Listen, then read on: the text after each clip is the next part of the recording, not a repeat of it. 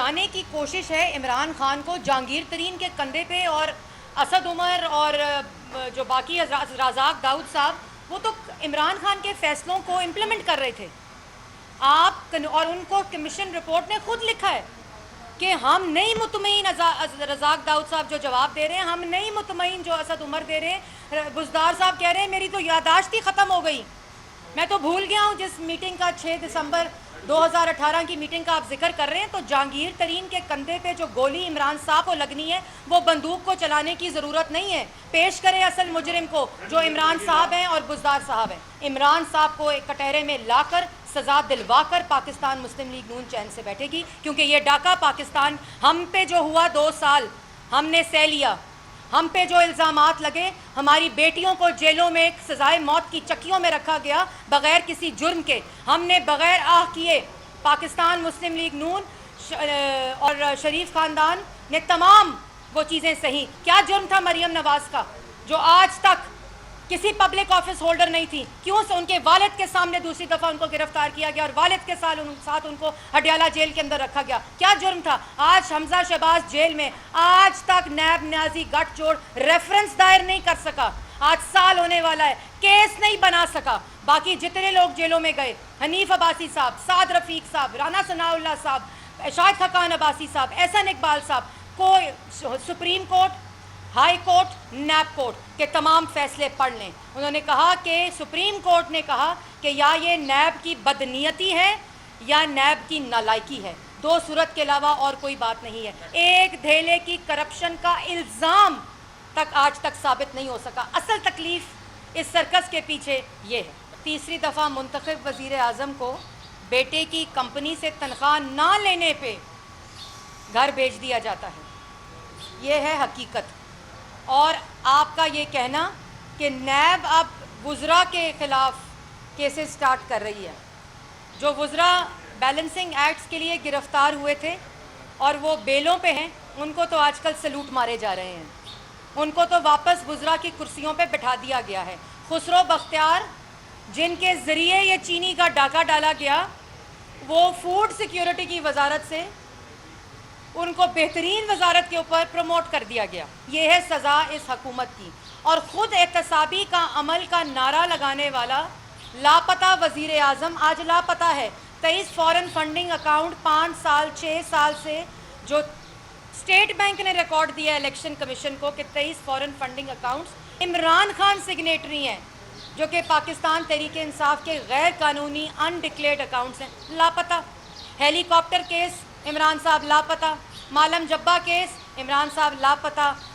جو احتساب commission billion tsunami, billion درخت جو ہیں وہ لاپتہ ہیں، لیکن ان کا جواب دینے والا وزیر اعظم پھر لاپتہ. تو یہ تمام چیزیں پاکستان کی عوام دیکھ رہی ہے.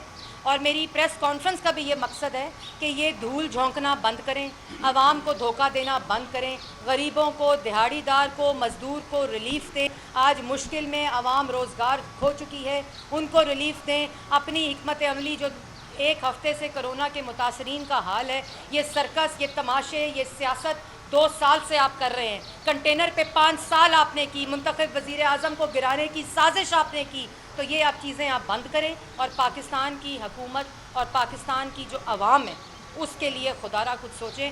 یہ تو تمسخر اڑاتے ہیں. اور شہباز شریف کا کہ وہ پتہ نہیں کوارنٹین، مجھے ان کو تو شرم نہیں آتی، ان کو کوئی حیا، وہ خواجہ آصف صاحب جو کہتے ہوتے ہیں نا، کوئی شرم بھی ہوتی ہے، کوئی حیا بھی ہوتی ہے ان کو کسی کی. کیونکہ اصل میں اگر کارکردگی نہ ہو تو سیاست تو صحت پہ ہی ہوگی، کارکردگی نہ ہو تو الزامات کی سیاست ہوگی. اگر سڑکیں بن رہی ہوں ملک میں جس طرح نواز شریف بنا رہا تھا، بجلی کے منصوبے لگ رہے ہوں جس طرح نواز شریف لگا رہا تھا، پبلک ٹرانسپورٹ بن رہی ہو جس طرح شہباز شریف بنا رہا تھا، ملک کے اندر اگر وفاق کی اکائیوں کو اکٹھا رکھنے کی کوشش ہو رہی ہو جس طرح پاکستان مسلم لیگ نون کر رہی تھی، تو اس وقت ہم نے انہی مخالفین جو دھرنا دے کے ڈی چوک پہ ہنڈی کے ذریعے پیسے منگانے کا درس دیتے تھے، سول نافرمانی کا درس دیتے تھے، منتخب وزیر اعظم کو گلے سے گھسیٹ دو کا درس دیتے تھے، یہ وہ سازشی لوگ جو 23 فارن فنڈنگ اکاؤنٹ سے پیسے منگوا کے ملک کے خلاف سازش کر رہے تھے، یہ وہ لوگ ہیں. ہم نے پھر بھی اقدار کی سیاست کی، کیونکہ ہمارا قائد نواز شریف تھا. اس نے ہمیں ان کی ذاتیات کے اوپر اترنے سے منع کیا. ان 5 سالوں میں ذاتی لیول پہ جو عمران صاحب نے کیا, ہمارے کسی شخص نے آج تک اس پہ بات نہیں کی کیونکہ ہمیں منع کیا جاتا تھا. لیکن یہ لوگ, یہ تماش بین, یہ جوکرز, نامعلوم ترجمان, لوٹے آج جو رکھے ہوئے ہیں, ان سے کوئی فرق نہیں پڑتا.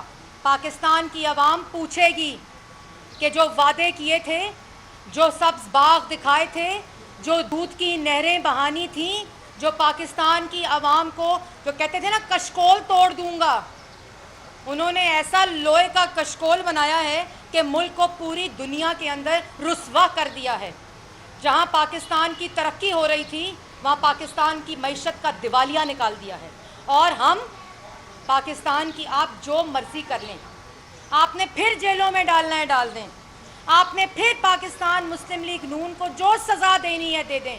ہم اسی طرح پاکستان کی عوام کی خدمت کریں. جن کا دامن صاف ہو, جن نے ایک دھیلے کی کرپشن نہ کی ہو, امانت سمجھ کے آپ کا مطلب ہے کہ اگر ان کو پتہ ہو کوئی ایک دھیلے کی کرپشن مل جاتی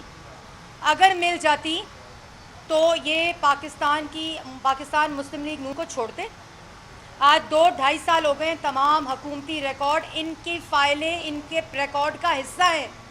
تمام منصوبے, اربوں خربوں کے منصوبے لگے 5 سال میں, اربوں خربوں کے. 1 روپے کی کرپشن دکھا دیں, 1 دھیلے کی کرپشن دکھا دیں, 1 روپے کی کک بیک دکھا دیں, 1 روپے کی کمیشن دکھا دیں, 1 روپے کی سرکاری خزانے میں خرد برد دکھا دیں, 1 روپے کی مس یوز آف اتھارٹی دکھا دیں. میں چیلنج کرتی ہوں کہ اگلی پریس ٹاک کے اندر پاکستان مسلم لیگ نون کے 5 سالہ دور حکومت کی 1 روپے کی ان 6 انڈیکیٹرز کے اندر کرپشن دکھائیں شہزاد اکبر صاحب کو, تو ہم سیاست بھی چھوڑ دیں گے, ہم کبھی سیاست نہیں کریں گے.